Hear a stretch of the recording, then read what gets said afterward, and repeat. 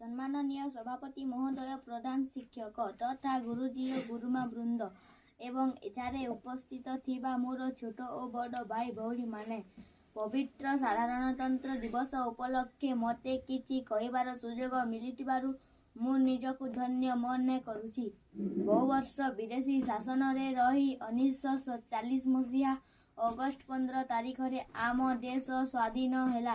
1950 मसीहा जनवरी 26 तारीख रे आम देशर संविधान कार्यकारी हैला। एही दिन ठारू भारत रे साधारणतंत्र दिवस रूपे पालन करा जाए ओ जातीय संगीत मध्य गान करा जाए। आमे जानू एक धर्म निरपेक्ष राष्ट्र जाति धर्म वर्ण और निर्विशेष रे समस्ते समान।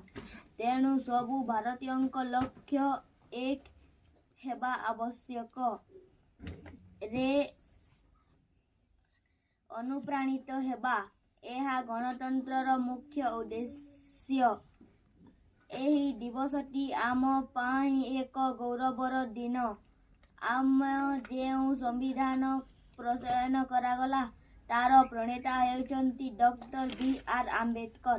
तांकर पूरा नाम हेउची डॉक्टर भीमराव आंबेडकर। आमे एही दिन शपथ नेबा आम देश को आम भाषा को साइती रखिबा। एतिकी कही मोर वक्तव्य शेष करुची। जय हिंद।